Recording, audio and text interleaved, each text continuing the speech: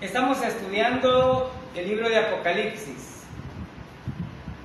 Hay una revelación que Juan recibió y que está manifestando como consuelo a la iglesia por tantas dificultades que la iglesia enfrenta. Ya se ha aclarado, cada uno de nosotros va a tener dificultades, tribulaciones, pero en esta revelación lo que Dios estaba mostrándole a Juan como consuelo a la iglesia es que nos iba a librar de la ira del Señor. Y la palabra de Dios dice que Dios no ha puesto a sus hijos para ira. Y eso nos da un aliento enorme, porque eso nos indica que cualquiera que sea la dificultad que va a enfrentar usted, yo o cualquier creyente en el Señor Jesucristo, no está enfrentando la ira del Señor, sino una prueba, una dificultad más, en la cual el Señor prometió que Él iba a estar ahí con nosotros. Y qué maravilloso es ver esto. Qué bueno es saber que el Señor nos da una esperanza y nos está diciendo, ustedes no van a estar ahí. Ya hemos visto algunos aspectos acerca de lo difícil que va a ser esta situación. Empezamos viendo los sellos. Los sellos nos decían cuán difícil va a ser. Primero, el atentar contra la naturaleza. Segundo, contra los astros. Y posteriormente nos mostró las trompetas. Pero en medio de ello hubo una pausa para demostrar que Dios, aún en medio de la tribulación, está interesado en que las personas se salven. Qué maravilloso es Dios, hermano, porque estos juicios son para todos aquellos que no quieren nada con el Señor. Son juicios que son, como diríamos en términos legales, punitivos, son justos, porque la gente todavía sigue diciendo no a Dios. La gente todavía sigue diciendo no es tiempo, como si nosotros como seres humanos tuviéramos el control de ese tiempo. Y no hemos entendido que el tiempo es del Señor, no es nuestro. Es por eso que nosotros damos gracias cada día por el día a día que el Señor nos da. Hemos visto justamente eso, que va a haber un momento en el cual esa pausa va a servir para que todos aquellos que estén sufriendo, pero que quieran poner su fe en el Señor Jesucristo, van a poder ser salvos. Y van a haber 144,000. Pero no 144,000 como algunas iglesias andan predicando ahí. Nada tiene que ver. Y cuando aclaramos estos puntos, lo hacemos con el énfasis de que usted entienda de que no son ellos, sino que Dios tiene establecido puntualmente quiénes serán. Luego llegan los dos testigos. Y aquí vemos un tiempo difícil. Hemos visto casi 3/3 partes de la población desaparecida, el mar con dificultades, el agua dulce amarga, la mayor parte de los árboles ya no existen. Y vimos justamente eso. Cuánta dificultad tendrá esta situación. Pero aún así, la gracia del Señor siempre está manifiesta. Algunas veces pasamos desapercibido que lo que el Señor está haciendo es revelándonos una película del futuro. No está dándonos a conocer lo que ya pasó, sino un futuro. Un futuro que aunque para muchos es incierto, para los creyentes es una promesa. Porque la gente dice, lo que hoy puedo disfrutar es hoy. El futuro no sé cómo me vaya, pero usted y yo ya sabemos cómo nos va a ir. Ya sea que vivamos o que muramos, estamos con el Señor. Amén. Entonces ya sabemos. Probablemente tambaleemos con las enfermedades y nos rebusquemos por no llegar a ese punto, hermano. Pero para dónde vamos ya está claro.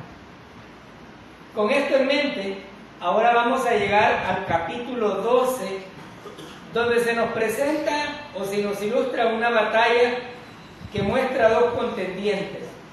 Por un lado, Satanás intentando ganarle al Todopoderoso, al Omnipotente, al Santo, Santo, Santo.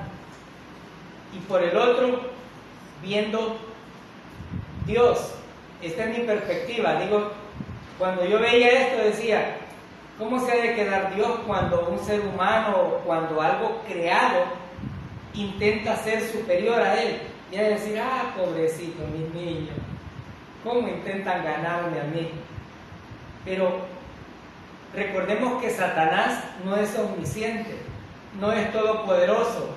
Todos los permisos que él ha tenido para hacer han venido de Dios. Y Dios es quien le ha permitido hacer con alguien como él ha solicitado. Y usted dirá, pero no es justo porque no. Zarandea bonito. Sí, pero el Señor sabe por qué. Entonces, con eso en mente, vayamos a Apocalipsis capítulo 12, versículo 1. Dice el versículo 1: apareció en el cielo una gran señal, una mujer vestida del sol, con la luna debajo de sus pies, y sobre su cabeza una corona de 12 estrellas. Nótese hasta este punto. Apocalipsis nos está ahora mostrando un preludio de todos los juicios que venían dándose para mostrarnos quiénes están involucrados. Porque hay quienes dicen, no, si la iglesia le va a tocar pasar todo. Hay otros que dicen, no, la iglesia se va antes. Pero hay otros que afirman que la iglesia se va a ir en medio de lo más difícil. Yo estoy convencido, hermano, que no importa si es al inicio, en medio o en cualquiera de las circunstancias, pero que nos vamos, nos vamos. Amén. Porque quien decide esto es el Señor, no nosotros. Entonces, aquí nos muestra Juan que dice, apareció en el cielo una gran señal. Nótese que cuando estudiamos Apocalipsis, también debemos de tener claro que aparecen unas figuras. Estas figuras pueden ser simbólicas o pueden ser reales, tal como el texto lo manifiesta. Pero también debemos de recordar que en el contexto de Juan, algunas cosas hacia las cuales él trató de explicar iban de acuerdo a las características de ese tiempo. ¿Por qué digo esto? Porque hay cosas que a Juan no se le permitieron. Es más, Pablo dijo, no se me permitió decir cómo son todas las cosas. ¿Por qué? Porque algunas veces no entenderían. Nuestra finita mente se quedaría corta tratando de ver qué es lo que Dios quiere revelar. Y lo que entendemos es lo que Dios nos ha permitido tener. ¿Qué vemos en esto? Una señal. En muchos textos de la Biblia, esos símbolos o representaciones son solamente eso, señales o prodigios que el Señor está manifestando. ¿Dónde aparece esa señal? En el cielo. Alguien dirá, ¿en cuál cielo? La iglesia sabe que hay 3 cielos. ¿Amén? No vayamos a decir, no, es que yo me voy a quedar a la altura de los pájaros. No, usted no va para ahí. Esa es solamente la parte superficial del primer cielo. Pero hay una parte segunda superficial todavía, que incluso podemos percibir a través de nuestros sentidos, que es donde están las estrellas. Pero más allá de las estrellas, es donde tiene nuestro Padre Celestial cada una de las moradas, en la cual Él ya tiene listas para morar con Él. Entonces, aquí aclaramos que todos los acontecimientos son en la tierra, pero ahora estos acontecimientos de la señal llegan a uno de los cielos. Veamos, sigamos el estudio. Una gran señal, veamos cuál es esa señal. Una mujer vestida del sol. Esta ilustración nos manifiesta que las vestiduras que tiene esta mujer son resplandecientes. Y ese resplandor que el sol genera, que aunque nosotros creamos que nuestra vista está al 100%, cuando miramos hacia el sol es imposible quedar fijamente observándolo, por lo sin los medios que minimicen la fuerza que el sol tiene. Pues esta mujer tenía esa característica, tenía el resplandor del sol. Y no solamente eso, sino que el versículo dice, con la luna debajo de sus pies. ¿Quién podrá, hermanos, tener semejante privilegio de tener los astros como ropa o como su piso? Sino solamente a quien Dios se lo da.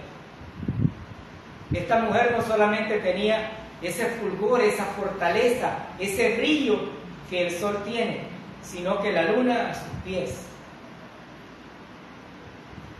Alguien decía, ¿y quién es esa mujer? La Iglesia Católica ha tratado de explicar que esa mujer es María. Recordemos que la Iglesia ha tratado de acondicionar todos los acontecimientos de tal manera que el centro de lo que ellos enseñen tenga sentido para la gente. Y digo, tenga sentido para la gente porque para Dios no lo tiene.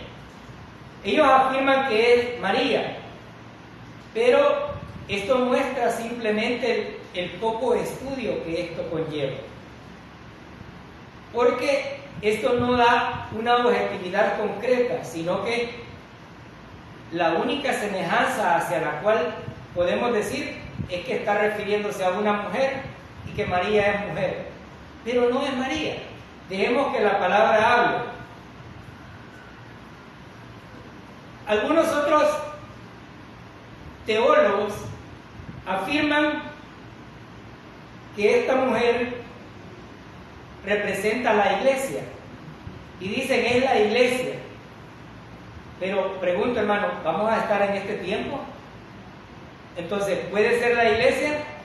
No, no puede ser la iglesia. Otra razón por la cual no puede ser la iglesia, porque la iglesia comenzó después de la muerte de Cristo. En Hechos capítulo 2. En ese sentido podemos afirmar que Cristo dio a luz a la iglesia y no la iglesia a Cristo.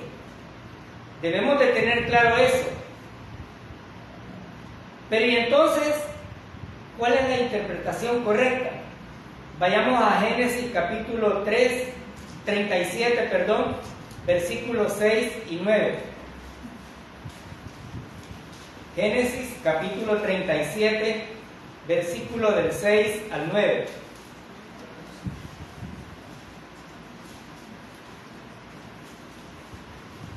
Y él les dijo, oíd ahora este sueño que he soñado. He aquí que atábamos manojos en medio del campo, y he aquí que mi manojo se levantaba y estaba derecho, y que vuestros manojos estaban alrededor y se inclinaban al mío. Le respondieron sus hermanos, ¿reinarás tú sobre nosotros? ¿O señorearás sobre nosotros? Y le aborrecieron aún más a causa de sus sueños y su palabra.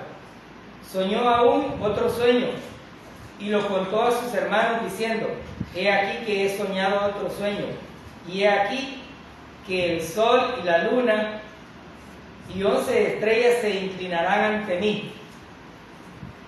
El pasaje nos ilustra la vida de José y los sueños que éste tuvo. ¿Quiénes representan esta mujer? Representan las 12 tribus, a Israel. Es un Israel que tuvo su origen justamente con lo que el Señor estuvo mostrando. Cuando Josué cuenta estos sueños, está dando a conocer no solamente lo que había soñado, sino cuál iba a ser su posición. Pero al mismo tiempo está mostrando los propósitos que Dios tenía para él. Esta mujer no hace referencia ni a María ni a la iglesia, sino a un Israel que provino de las 12 tribus. Pero notemos que el versículo continúa manifestándose y sobre su cabeza 12 estrellas. ¿Cuáles son esas estrellas? Las 12 tribus. Pero el símbolo de las estrellas no solamente representa un poder, un atributo, sino que además reafirma que estas 12 estrellas son justamente eso. Por eso decimos que algunas veces las interpretaciones de la iglesia tradicional van acondicionadas de tal forma que solo ellos lo creen, pero ya haciendo un estudio de la palabra no tiene mayor sentido. Versículo 2. Y estando encinta, clamaba con dolores de parto y en la angustia del alumbramiento. Ya ven, era María, ella fue la que estuvo encinta. Hermanos, la Biblia ha manifestado no solamente en una ocasión, tanto en el Antiguo como en el Nuevo Testamento, que hay ocasiones donde el pueblo ha clamado, pero ha clamado como cuando uno se siente próximo a la muerte. Y hay un momento en el cual se siente desolado, no ve ninguna esperanza, y en ese momento recuerda que hay un Todopoderoso que puede sacarle de esa circunstancia.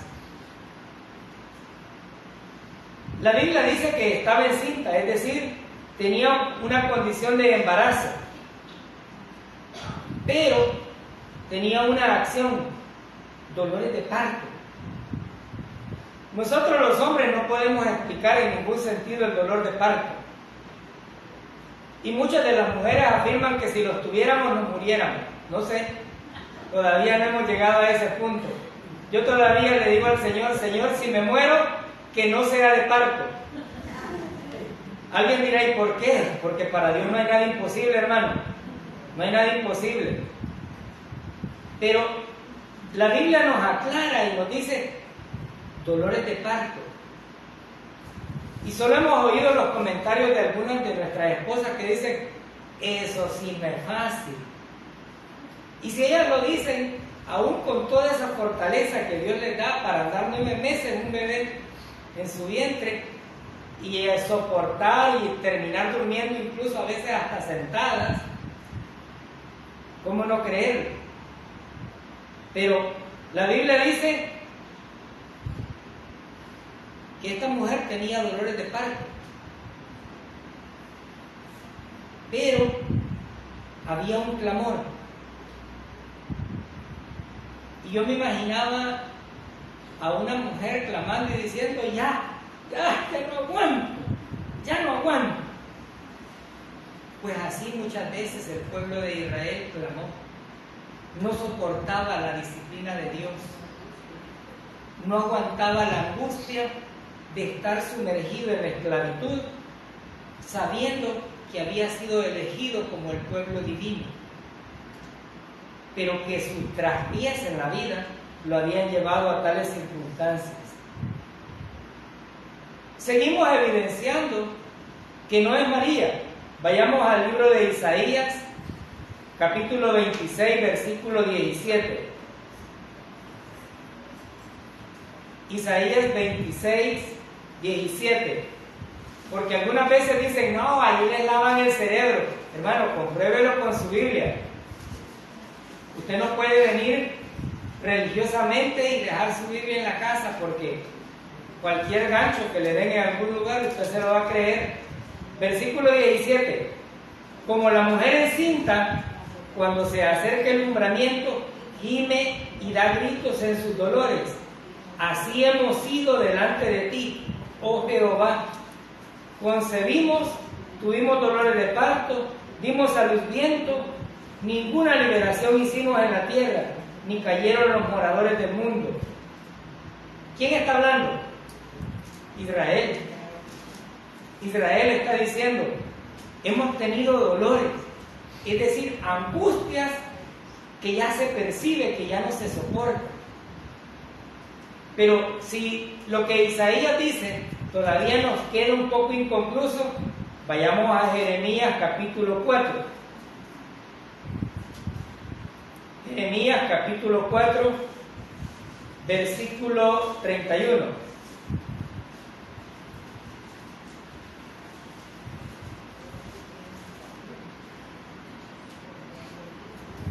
Porque vos oís como de mujer que está de parto, angustia como de primeriza, voz de la hija de Sión, la que lamenta y extiende sus manos diciendo, ¡ay, ahora de mí! Que mi alma desmaya a causa de los moradores, de los matadores. ¿Quién es la hija de Sión? Israel. Entonces, cuando el Señor está ilustrando esto,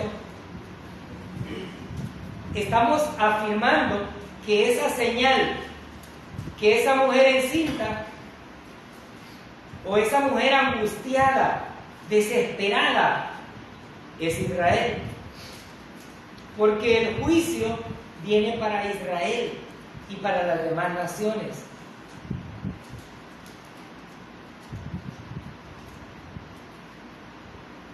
Pero al mismo tiempo podemos ver que esto nos ilustra que Israel siempre ha clamado al Señor, siempre ha desobedecido, pero cuando le ha clamado al Señor, el Señor siempre ha estado presto a escuchar sus súplicas. Israel es un pueblo bastante angustiado, afligido, pero cuando ya veía el tope de esas dificultades, siempre llegaba al clamor del Señor y el Señor siempre les libró. Cuando ya no soportaban toda la disciplina que los egipcios estaban dándoles, el Señor puso un líder y dijo, lo voy a sacar. Hubieron muchos peros alrededor de esto, pero lo hizo. Las situaciones difíciles en las que Israel se ha visto no solamente afirman que Jehová Dios mantiene fiel su promesa hacia su pueblo, sino que además Él les ha venido complaciendo. El pueblo caminaba bien, pero vio la influencia de otros pueblos paganos y dijo, queremos un rey. Y Dios le dio rey. El rey se equivocó y sufrió la disciplina. Y volvió a clamar y el Señor volvió a escuchar. Es decir, Israel ha tenido dolores de parto muchas veces. Y si usted sigue los estudios, no solamente de Samuel, primera y segunda de Samuel, podrá darse cuenta que cuando el pueblo clamaba, Dios reaccionaba. Y vamos a seguir estudiando esto, para que la gente sepa que ante el clamor verdadero, Dios tiene una reacción.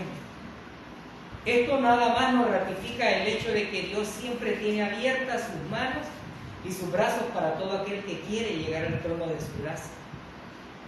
Si lo ha hecho con Israel, que tantas veces se equivocó, nosotros, al igual que Israel, siempre nos equivocamos, muchas veces. Quizás si nos pusiéramos a contarlas en un día, nos decepcionaríamos tanto. Pero entendemos que nuestra posición, nuestra condición, no es por nuestros méritos, sino por los méritos del Señor Jesucristo. Amén. Versículo 3. Volvamos a Apocalipsis.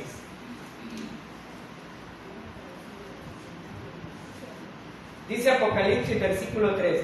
Fue vista otra señal en el cielo, y he aquí un grande dragón bermejo, que tenía 7 cabezas y 10 cuernos, y en sus cabezas 7 diademas. Wow.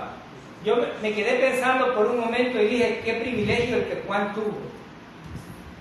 El Todopoderoso le estaba mostrando el futuro y Juan se sentía probablemente angustiado de ver cuántas dificultades iba a pasar la gente. Pero contrario a esto, la gente todavía sigue diciendo, ¿y si usted muriera hoy, a dónde iría? Yo me voy para el infierno. Como que si estas fueran las vacaciones soñadas que la gente tiene en este tiempo.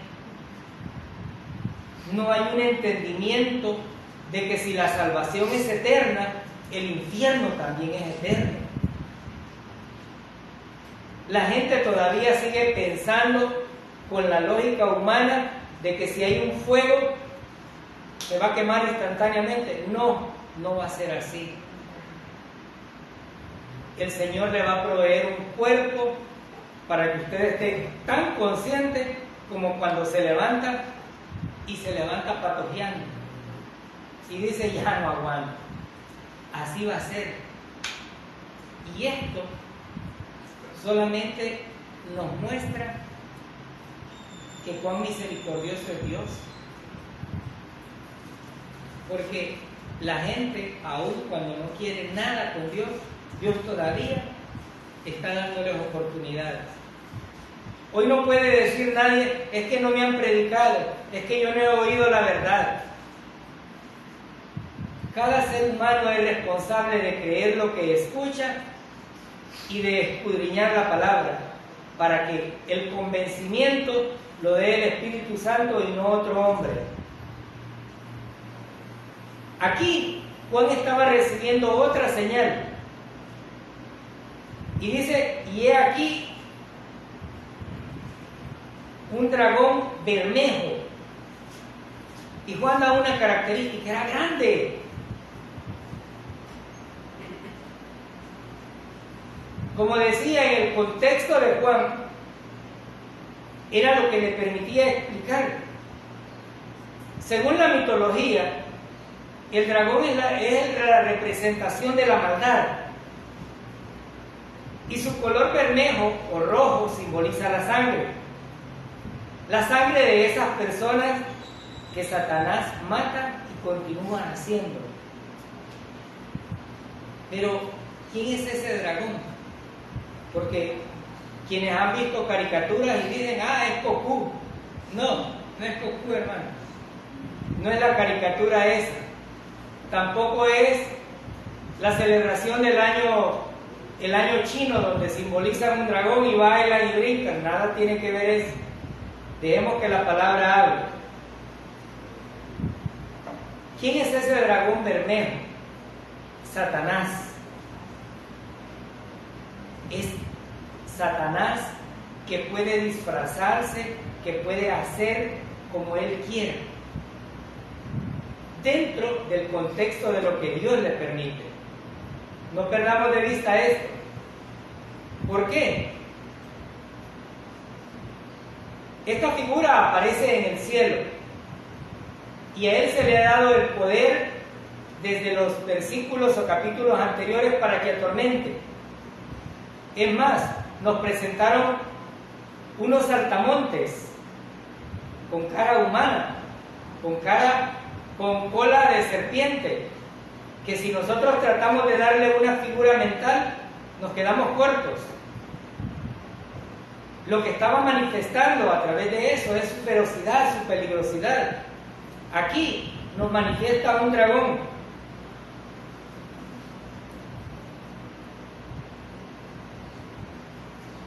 Satanás, a través de la historia, ha tratado de pervertir cualquier cosa. Hoy por hoy, Satanás está no solamente en las cantinas, sino en las iglesias, pervirtiendo la palabra y diciéndole a la gente, sí, usted es salvo por gracia, pero de aquí en adelante usted tiene que luchar. Y la gente se va de las iglesias y dice, hay que luchar. Como si estuvieran en alguno de los rines allá de las caricaturas que aparecen. Y hay otros que le dicen, Dios le ha dado la libertad, si Dios murió para salvarle, usted es libre. No dice la palabra que Dios le ha dado la libertad y lo mandan a hacer lo que quieran. Pero el Señor no dijo eso a través de su palabra. Dijo, la verdad os hará libre de esa carga que la gente llevaba al creer que todas nuestras acciones tenían que ser agradables a Dios para que Él nos hiciera aceptos. Pero eso no es así. Satanás ha tratado por todos los medios de tergiversar la palabra, las enseñanzas, y no solamente eso, sino que se representa en figuras que muchas veces generan incertidumbre para la vida del ser humano. ¿Cuántos de nosotros hemos visto un dragón? Las ideas que tenemos son las que la caricatura nos enseña. ¿Cuántos de nosotros todavía nos sorprende cuando dicen paleontólogos han descubierto fósiles de un animal que tenía tantos metros? Pero y ya no se lo dijo la Biblia, hermano. La Biblia le dijo que había gigantes en Génesis. La Biblia le dijo que habían animales grandes. Pero nos sentimos sorprendidos por eso. ¿Por qué? Porque no ponemos atención a la palabra. Aquí Satanás es representado dentro de este contexto con ese poder, con esa autoridad. Pero se manifiesta como homicida, porque su señal no es justamente una señal de beneficios, sino que además dice que tiene 7 cabezas. Entonces, hermano, este es el símbolo de número de perfección. Sí, es el número de la perfección, 7. Pero Satanás es un imitador. Así como en los países asiáticos hay un país que imita absolutamente todo, así Satanás imita todo lo que el Señor hace o tiene. Pero he ahí que cada creyente debe estar despierto para identificar cuándo esto hace referencia a Dios y cuando Satanás está usando. Tiene 7 cabezas, es decir, tiene la plenitud del liderazgo y el propósito, y estos, según Apocalipsis 17:9, hace referencia a 7 montes o 7 imperios mundiales que se van a ir describiendo poco a poco y que no vamos a tocar en este punto, porque es como que nos estemos viendo la película y alguien dice, ya la vi, fíjate que esto y esto y esto. Dan ganas de sacarlo del cine, ¿no les parece? Pues el Señor nos está ilustrando que este dragón va a tener ese poder. Pero no solamente eso, tiene 7 cabezas y estas cabezas tienen ese poder. Y dice 10 cuernos. Daniel capítulo 7, versículo 8, nos dice que esos cuernos, había también un cuerno pequeño y que fueron arrancados, pero que estos cuernos significan que tenía un poder también. Y Daniel nos ilustra a través de la palabra, revelándonos todavía mucho antes de lo que Apocalipsis estaba manifestando. Es decir, las revelaciones no son únicamente en Apocalipsis. Las revelaciones han venido dándose a través de los profetas para que la gente que vivía en ese tiempo también pudiera entender que iban a haber momentos angustiosos. Tiene 7 diademas. Esto simboliza el dominio. Y no, hermano, dijo que Satanás no tenía dominio propio. Sí, no tiene. Pero hasta este punto se le ha dado la autoridad para que haga las cosas. ¿Por qué? Porque Dios así lo ha permitido. Israel ha sido disciplinado constantemente, pero todavía sigue teniendo depravaciones. El pueblo de Dios tiene legal el matrimonio entre hombre con hombre. Hace desfiles Es decir, está en contra de lo que Dios ha hecho y ha impuesto como soberanamente lo ha querido. Entonces, este poder es lo que el Señor le permite a Satanás, pero no más allá de lo que Él le permite. Versículo 4 de Apocalipsis. Su cola arrastraba la tercera parte de las estrellas del cielo y las echó en la tierra, y el dragón se paró delante de la mujer que estaba para parir, a fin de devorar a su hijo cuando hubiese parido. La gente dice, pero ¿y si una estrella es más grande que toda la tierra? ¿A quiénes se les llamó estrellas, hermano? A los ángeles. Cuando Satanás, o en el contexto en que sucedió, Lucifer se rebeló contra Dios, perdió toda autoridad en el cielo. Autoridad que Dios le había dado para que llevara la adoración a Él, para que recibiera la adoración y la trasladara. Tenía una autoridad. Pero estas estrellas son ese símbolo que Apocalipsis tiene y que manifiesta que son ángeles que se rebelaron contra Dios. Y la Biblia nos dice que se trajo la tercera parte. ¿Cuánto constituye la tercera parte, hermano? No sabemos. El Señor no ha dicho cuántos son los ángeles que tiene. Como tampoco sabemos cuáles eran las características de esto. Pero sí entendemos que aborrecieron lo bueno y se fueron por lo malo. Como muchos de nosotros. Sabemos hacer las cosas bien, pero las hacemos al revés. Con conciencia. Aquí debemos de entender que Satanás no solamente lo mandaron con la tercera parte de las estrellas, sino que tiene un ejército completo. Vimos en unos capítulos anteriores que ahí tiene a Apolión, tiene guerreros, tiene generales, tiene soldados, y es un ejército completo. Pero lo arrojaron del cielo, pero justamente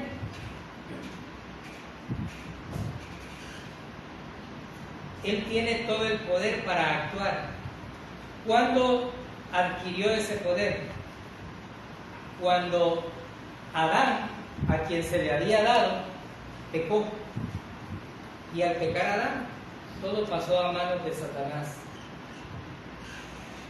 ¿Qué trató de hacer Satanás cuando la venida de Jesucristo? El versículo nos dice, trató de devorar el nacimiento. ¿Recuerdan el pasaje donde dice que propusieron un censo a través de el faraón?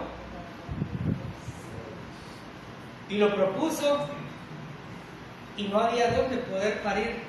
María tuvo ese pesar, no había dónde. Y el rey del mundo tuvo que nacer en un comedero de vacas. Porque la gente dice un pesebre, no, en un comedero de vacas, en un comedero de cualquier clase de animal que usted se imagine, ovejas, cabras. El Dios que vino a salvar a la humanidad tuvo que nacer en las peores condiciones, porque Satanás estaba tratando de destruirlo. Pasado esto, puso en el corazón de Faraón y le mandaron una de las plagas que era para aventarse a todos. Y ahí vimos cómo Satanás también trató. Pero no solamente eso, sino que además lo hizo en el tiempo de Noé. Lo hizo en el tiempo de Faraón, cuando quiso destruir totalmente a los israelitas. Y posteriormente utilizó hombres en el contexto en el que nosotros vivimos, como Hitler, para tratar de destruir toda la humanidad y hacer una sociedad perfecta. Pero aún en medio de eso, el Señor mantuvo un remanente fiel.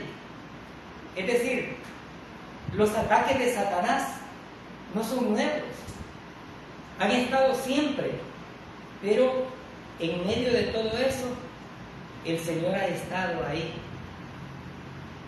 Lo que nos muestra que aunque Satanás quería pervertir por completo, destruir al Señor Jesucristo, no lo hizo. En la cruz Satanás dijo: hoy sí, aquí se lo terminaron. Y él pudo haber hecho fiesta. Yo me imagino, esta es mi apreciación. Él hizo fiesta y dijo: ya, hasta aquí llegó. Pero mi Señor resucitó al tercer día. Y eso es como cuando usted se levantó hoy en la mañana y tocó el agua, le cayó una bandada fría de agua al agua. Porque no fue así. El Señor no se quedó en la tumba. Él resucitó. Y su resurrección nos da la garantía absoluta de la salvación que ahora tenemos. Cuando hablamos de las artimañas que Satanás utilizó, no solamente estamos hablando de lo que hace, sino de lo que también intentó hacer. El versículo dice que ella dio a luz porque de Israel salió el Mesías, de ahí vino. Pero resulta ser que estas naciones eran el origen físico del cual venía, pero que Satanás tenía en sus propios planes algo diferente. Lo quiso hacer con David muchas veces, pero Dios siempre ha permanecido fiel a su promesa y ese linaje iba a llegar. Versículo 5. Y ella parió un hijo varón, el cual había de regir todas las gentes con vara de hierro, y su hijo fue arrebatado para Dios y a su trono. La Biblia hace un énfasis y dice: parió un hijo varón. ¿Por qué creen que lo está haciendo? Porque allá por otros países aparece por ahí alguien, una mujer que dice que ella es Dios. Y aparece algunos del todo el abecedario LGTB que dicen: yo soy Dios. Pero la Biblia dice: un hijo varón. ¿Quién es ese hijo varón? Jesucristo. Y Satanás, por más que hizo, no pudo detenerlo, porque su nacimiento tenía un propósito: salvar a la humanidad. Dios no hizo su propósito o sus planes solamente para que un grupito pequeño o selecto pudiera ser salvo. No. La Biblia nos dice que amó al mundo y lo amó a tal punto que entregó a su hijo. No está hablando amó a la iglesia bautista de Maús de Chapeltique. No. Nosotros estamos en ese mundo. Y gracias a Dios que entendimos que solo la gracia del Señor Jesucristo es la que nos sostiene. Este niño viene a gobernar con vara de hierro a todas las naciones. En su primera venida vino como un Cristo sufriendo. Respetó todas las autoridades, respetó toda la ley, y en su muerte fue el cumplimiento total. Pero al mismo tiempo, cuando venga por segunda vez, Él va a tener que gobernar con vara de hierro. Alguien dice: e ilustre en la televisión, o sea que va a dar un gancho grande, ¿verdad? No, está hablando de la dureza de los juicios que ya hemos descrito en los capítulos anteriores. No será fácil para quienes estén en la tierra en ese tiempo. La gente todavía tiene esa ignorancia de creer que ahorita estamos en la tribulación, pero ese tiempo será angustioso. Será tan angustioso que el Señor dijo en Mateo que si no fuera por los escogidos, no lo pararía. Esto nos muestra, hermanos, que esa vara de hierro, que aunque tenemos un Dios de amor, también tenemos un Dios justo que dará a la humanidad lo que la humanidad merece. La gente que todavía no quieren nada con Dios están negándose a sí mismos la posibilidad de disfrutar de la salvación. No están negándose a lo que usted les predica. No lo están rechazando a usted. Están rechazando a quien le da y le garantiza la salvación. Pero la gente quiere seguir oyendo que cuando llegan al Evangelio no van a tener problemas. Y no es cierto, van a tener problemas. Y uno de los principales problemas va a ser que la familia les va a decir que les lavaron el cerebro, que ya se perdieron. Los compadres ya no van a querer ser compadres porque ya no les va a querer decir compadre a usted. Los demás vecinos van a decir, hoy, hablando el aleluya y yendo a la banda, ¿no se acuerdan cuando ponía aquel gran musicón? Van a tener problemas. El Señor va a gobernar estrictamente todas estas naciones que se rebelen contra Él, porque va a haber un momento en el que lo va a hacer. Y en ese regreso triunfante, Cristo va a destruir a todas esas naciones y gobernará por 1000 años.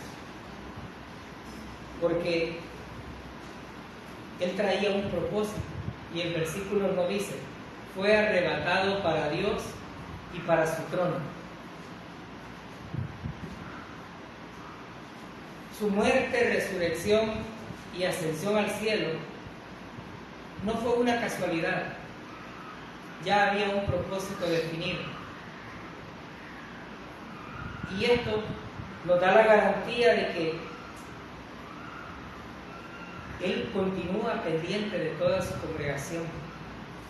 Y no solamente eso, sino que continúa derramando gracia sobre muchos.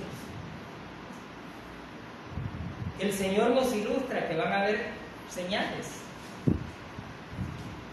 van a haber cosas prodigiosas, vamos a ver imitaciones de Satanás. Y debemos de estar despiertos. Porque si no estamos despiertos, es posible que nos podamos desviar hacia otro lado. Apocalipsis nos muestra ese panorama de quienes participarán en esa dificultad. Hay una guerra espiritual, y lo dijo Efesios. Todos los creyentes debemos de estar con la coraza puesta, con todo el traje y la armadura de Dios puesta, sabiendo que en cualquier momento los dardos del maligno van a llegar. Y no hagamos como algunas iglesias dicen, yo reprendo. No, el Señor no mandó a reprender al diablo, el Señor mandó a resistir en el poderoso nombre de su Hijo Jesucristo. Dios, presto al deseo de su Padre y con la voluntad de salvar a la humanidad, todavía continúa con los brazos abiertos. ¿Qué debe de hacer un ser humano? Creer que la muerte de Jesucristo en la cruz y esa sangre preciosa derramada fue el pago perfecto y total que Dios deseaba para poder ser propicio al perdón de pecado. La Biblia dice: sin derramamiento de sangre no hay remisión de pecado. Había que derramar la sangre, pero del Cordero de Dios, de Cristo. Y tenía que ir al sepulcro, porque su humanidad así lo meritaba. Pero más que quedarse en el sepulcro, resucitó como garantía de que el perdón de pecados había sido total, completo y acepto a su Padre. Ahora ya no hay ofrenda sacrificial que hacer. Cuando usted realiza una ofrenda sacrificial, la Biblia da hasta la forma en que debe de hacerla, pero no para ser salvo, sino porque ya es salvo o porque su condición de salud quiere fortalecerla. Pero hay quienes dicen: llevo 10 días de ayuno, pero se levantan a las 2 de la mañana a echarse una gran bocalada de arroz, hermano. ¿Y cuál es el ayuno? Pues ninguno. Los sacrificios ya cesaron. Cristo hizo el sacrificio, y por ese sacrificio todos aquellos que creen en el Señor Jesucristo son salvos. El carcelero le dijo a Pablo: ¿y yo qué debo hacer para tener eso? Pues con el cual vos te sentís tan alegre aún estando preso. Y le dijo: cree en el Señor Jesucristo. Y eso le decimos a aquellos que nos ven por internet: cree en el Señor Jesucristo y serás salvo. El que tenga oídos para oír, que oiga. Amén.